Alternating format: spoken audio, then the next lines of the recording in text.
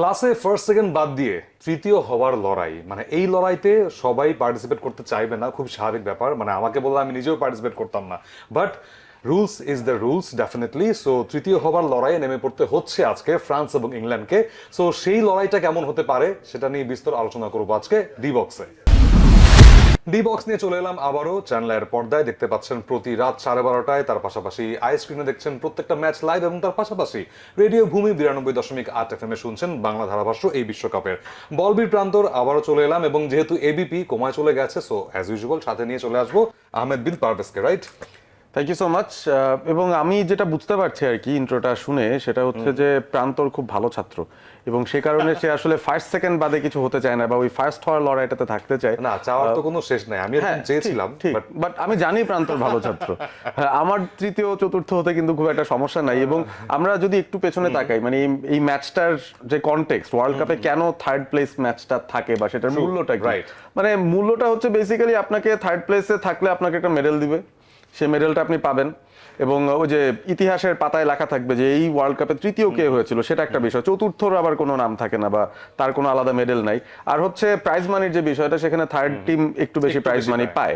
But আমার কাছে মনে হয় যে প্রান্তর ইজ অ্যাবসলিউটলি রাইট উই সেন্সে, যে এই ম্যাচটা অন্তত ইংল্যান্ড এবং ফ্রান্স, যারা একাধিকবার বিশ্বকাপ জিতেছে, তাদের জন্য আসলে এটা মূল্যহীন একটা গেম।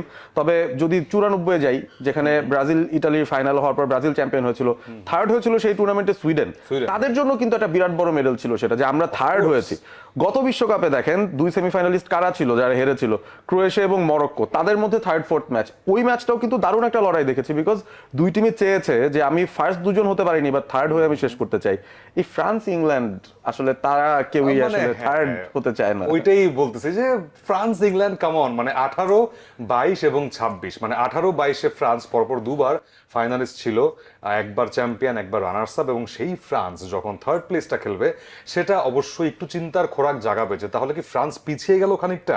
এমনও বলতে পারছি না যে ফ্রান্স খুব একটা পিছিয়ে গেছে, মানে একটা ম্যাচ তারা পুরো বিশ্বকাপে খারাপ খেলেছে, এবং সেই খারাপের মাসুলটা দিচ্ছে তারা আজকে থার্ড প্লেস এই ম্যাচটা খেলে। সো যদি সরাসরি ম্যাচে যাই, আমি এই ম্যাচটা হতে যাচ্ছে দুই ট্যাকটিশিয়ানের লড়াই। ডেফিনেটলি দুজনই ট্যাকটিক্সে হেরে গেছে যার যার অপোনেন্টের কাছে, বাট টমাস টুকেল যেমন নিজেকে সেফ হাউসে রেখেছেন, মানে পেয়েছেন definitely, because English board, football board, তারা কিন্তু টমাস টুকেলকে রেখে দিচ্ছে 2028 ইউরো পর্যন্ত। সেখানে দিদিয়ার দেশয়ের কিন্তু আজকে শেষ ম্যাচ ফ্রান্সের ডাগআউটে। তিনি আগেই ঘোষণা দিয়েছিলেন যে হোয়াট এভার হ্যাপেন্স, ফ্রান্সের হয়ে এই বিশ্বকাপটা তার শেষ। সো তার জায়গায় আরেকজন আসছেন লেজেন্ডস এই ফ্রান্সের দায়িত্ব নিতে, and he is none other than Zinedine Zidane. কিভাবে দেখছেন এই কামব্যাকটাকে জিদানের? আমার মনে হয় যে এটা অ্যাপ্লিকেবল ছিল। তিনি এত বছর ধরে কেন কোথাও ঢুকছিলেন না, তিনি অপেক্ষায় ছিলেন যে কখন ফ্রান্স ন্যাশনাল টিমের পোস্টটা খালি হবে এবং তিনি সেখানে হেড কোচের দায়িত্ব পালন করবেন। সো সেই জায়গায় জিদানের আসাটা স্বাভাবিক ছিল, আমরা সবাই আগে থেকে জানতাম। তবে দিদিয়ের দেশম একটা মজার কাজ করেছেন এই ম্যাচটার আগে। ফ্রান্সের প্লেয়াররা, বিশেষ করে ওলিসে এবং তার দুই এক বন্ধুরা, তারা নাকি রিকোয়েস্ট করেছিলেন দেশমকে। তারা বলেছিলেন যে আমি মায়ামিতে এসেছি, একটু কি ঘুরে আসতে পারি কিনা, একটু বাইরে ঘুরে আসলাম, মানে থার্ড ফোর্থ ম্যাচ খেলবো, তার আগে একটু ঘুরলাম। দিদিয়ার দেশম কিন্তু মানা করে দিয়েছেন, এবং তিনি বলেছেন যে আসলে ব্যাপারটা কি, আমার যে লেগাসি আছে সেই লেগাসিটা আমি নষ্ট করতে চাই না, যে আমার ক্যারিয়ারের শেষ দুটো ম্যাচ আমি হেরেছি, এরকম কালিমা নিয়ে আমি যেতে চাই না। লাস্ট ম্যাচটা আমি জিততে চাই অ্যাজ হেড কোচ, এবং তিনি সেটা ডিজার্ভ করেন। সো তিনি তার প্লেয়ারকে বলেছেন টপ নচ অ্যাবিলিটিতে থাকতে এবং দর্শকদেরকে তাদের বেস্ট ফর্মটা দিতে, এবং ফ্রান্স যে একটা টিম, তারা যখন মাঠে নামে তারা যে বেস্ট ফুটবলটা খেলতে পারে, সেভাবে করেই তাদেরকে আসলে প্রিপেয়ার করার চেষ্টা করছেন। সো দেখা যাক সেটা রিফ্লেকশনটা এই ম্যাচে আসে কিনা। এক্স্যাক্টলি। এবং ফ্রান্সের যে দলটা নিয়ে আমরা কথা বলছি, বিকজ এই দলটাই কিন্তু খুব একটা বেশি পরিবর্তন হয়নি। যদি আমি 18-তে যাই, সেখানে অবশ্য গ্রিজম্যান ছিলেন, সেখানে জিরু ছিলেন, হ্যাঁ জিরু ছিলেন, সেখানে অনেকেই ছিলেন, বাট খুব একটা বেশি পরিবর্তন হয়নি। 2 বা 3টা জায়গায় পরিবর্তন নিয়ে তারা 22-এ খেলেছে বিশ্বকাপ। উমবাপ্পে তখনও ছিলেন এবং এখনো আছেন, এবং আই থিঙ্ক কোনো কিছু না হলে তিনি 30-এর বিশ্বকাপেও খেলবেন। সো ওই যে একটা প্রসেস, আমরা বারবার শুনি যে ট্রাস্ট দ্য প্রসেস, যেই প্রসেসে আর্সেনাল চ্যাম্পিয়ন হয়েছে শেষ পর্যন্ত, সো সেই প্রসেসটা কিন্তু চলমান থাকবে। গোয়িং টু ইংল্যান্ড, আমি ইংল্যান্ডের কথা যদি বলি, সেখানে এই দলটাও কিন্তু একটা ট্রানজিশনের ভিতর দিয়ে গেছে, বাট ট্রানজিশনের ভিতর দিয়ে যাওয়ার পরে তাদের যেই শেষ 4টা মৌসুম ইপিএলে 22-এর বিশ্বকাপের পরে অনেক প্লেয়ার বের হয়েছে, এবং এই বিশ্বকাপে টমাস টুকেল দল নির্বাচনেও কিন্তু অনেক প্লেয়ারকে বাদ দিয়েছেন, মেনশনেবল যারা আছেন এই স্কোয়াডটাতে, এবং সেই বাদটা দিয়ে শেষ পর্যন্ত যিনি সেমিফাইনালে আসা পর্যন্ত বেশ সুনাম কুড়িয়েছিলেন। বাট ওই যে লাস্ট ডান্সটা ঠিকঠাক হলো না। কোথায় পিছিয়ে গেছিলেন? এটা কি মানে যে প্লেয়ারদেরকে নেননি সেই প্লেয়ারদের একটা প্রভাব আছে যে এই পা পিছলে যাওয়াতে? আমার মনে হয় যখন কোনো টিম হেরে যায় তখন তো অবভিয়াসলি আপনার আফসোস হয় যে স্কোয়াডে যদি এই প্লেয়ারটা থাকতো, ফিল ফোডেন যদি থাকতো কিংবা কোল পালমার থাকতো, তাহলে কি রেজাল্টটা অন্যরকম হতে পারতো কিনা বা তারা এসে একটা ইম্প্যাক্ট রাখতে পারতেন কিনা। বাট আমার কাছে মনে হয় যে ট্যাকটিক্যালি ইংল্যান্ড মার খেয়ে গিয়েছিল সেদিন। তারা অতিরিক্ত ডিফেন্সিভ ট্যাকটিক্স চালাতে চেষ্টা করেছে আর্জেন্টিনার এগেনস্টে, এবং যেই টিমে মেসি আছেন, যেই টিমে এত ভিন্ন ভিন্ন ফিনিশার্স আছেন, তাদের সঙ্গে এত বড় ঝুঁকি না নিয়ে তিনি যদি এই দ্বিতীয় গোলটার জন্য যেতেন হয়তো সেখান থেকে একটা বেটার রেজাল্ট আসতে পারতো। বাট যা হওয়ার তা হয়ে গেছে। তাকে কিন্তু রিইনস্টেট করেছে ইংল্যান্ড, তারা রাখতে চায় তাকে ইউরো পর্যন্ত, এবং এই ম্যাচটা দিয়ে হয়তো সেই প্রসেসেরই শুরু। একটা হাই প্রোফাইল টিমের এগেনস্টে বিশ্বকাপের মঞ্চে একটা ম্যাচ খেলছেন, পুরো ওয়ার্ল্ডের চোখ তো এদিকেই। অবভিয়াসলি আমরা জানি যে সবাই ওয়ার্ম আপ করছেন ফাইনালটা দেখার জন্য, স্পেন ভার্সেস আর্জেন্টিনা। তবে এই ওয়ার্ম আপ ম্যাচটা যদি হয় ইংল্যান্ড ভার্সেস ফ্রান্স, সেখানে আমি শিওর দুটো দলই তাদের সেরাটা দিতে চাইবেন। এবং আরো একটা ফ্যাক্টর হচ্ছে 26 সদস্যের স্কোয়াড এসেছিলেন প্রত্যেকটা দেশের। এখানে এমন অনেক খেলোয়াড় আছেন প্রত্যেকটা স্কোয়াডে, ফ্রান্স এবং ইংল্যান্ডে, যারা 1 মিনিটও খেলার টাইম পাননি।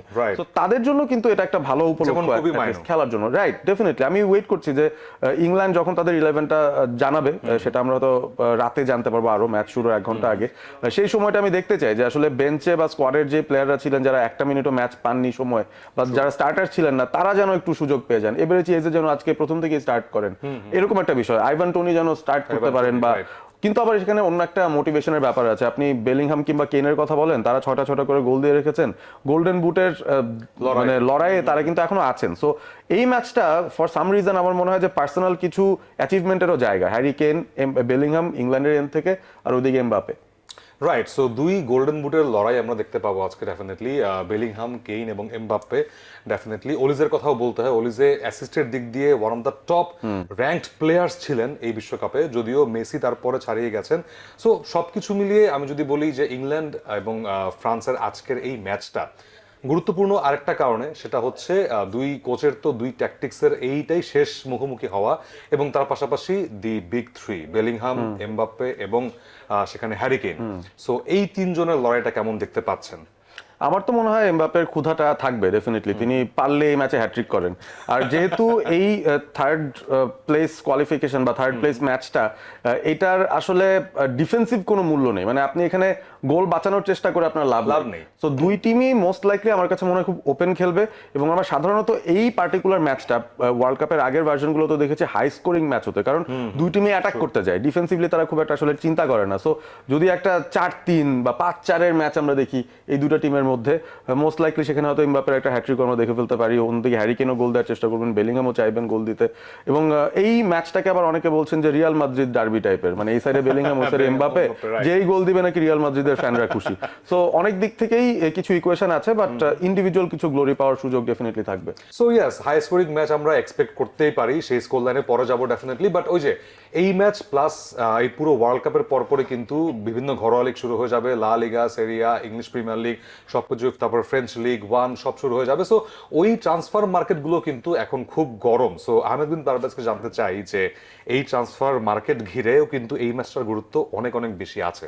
অবভিয়াসলি আছে, এবং আপনারা যারা আসলে ক্লাব ফুটবল ফলো করেন তাদের জন্য তো একটা বড় টেনশনের জায়গা হচ্ছে আপনাদের ক্লাবের খেলোয়াড়রা এই ম্যাচে ইনজুর্ড না হয়ে যান।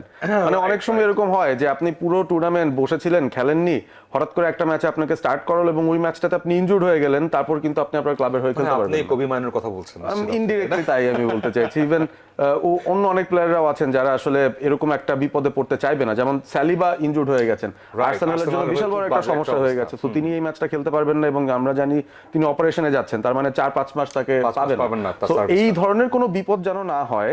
গোল স্কোরিং ম্যাচও আজকে হয়তো হবে, তবে গা বাঁচিয়ে খেলারও চেষ্টা করবেন প্লেয়ার। ইভেন্চুয়ালি যেমন রিয়াল মাদ্রিদের নতুন কোচ হোসে মরিনহো এসেছেন, সো মরিনহো চাইবেন না যে এমবাপ্পে কিংবা বেলিংহাম চোটে পড়ুক এবং তাদের বিশ্বকাপের পরে সেই লিগের প্রথম দিকে তাদেরকে না পাওয়া যায়, বিকজ বার্সেলোনা কিন্তু দুর্দান্ত ফর্মে আছে, শেষবারের তারা কিন্তু সেই লা লিগার চ্যাম্পিয়ন। সো মাদ্রিদ থেকে শুরু করে আর্সেনাল বলি, ম্যান ইউনাইটেড বলি, ম্যান সিটি বলি, চেলসি বলি, সবাই কিন্তু চেয়ে থাকছে এই শেষ দিকের কয়েকটা ম্যাচের দিকে, যাতে এই শেষ দিকে তাদের কোনো মানে পা হোঁচট না খেয়ে তাদের প্লেয়াররা আউট হয়ে যান। এবং আর্জেন্টিনা তো আরো বেশি, ফাইনালের সময় তাদের 6-7 জন প্লেয়ার সেই ইংলিশ প্রিমিয়ার লিগে খেলেন, তাদের চোখ অবশ্যই থাকবে এই দুটো ম্যাচের দিকে। সো এই দুটো ম্যাচ নিয়ে জবনিকা পতন ঘটতে যাচ্ছে এই বিশ্বকাপের। আগামীকাল আমরা রিবক্স বড় পরিসরে নিয়ে চলে আসব, একটা কিছু সারপ্রাইজ থাকছে আপনাদের জন্য। সো সেই সারপ্রাইজ গুলো ডেফিনেটলি দেখতে চোখ রাখবেন চ্যানেলের পর্দায়।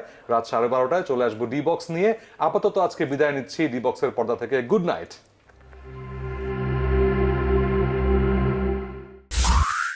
রেডিও ভূমি 92.8 FM।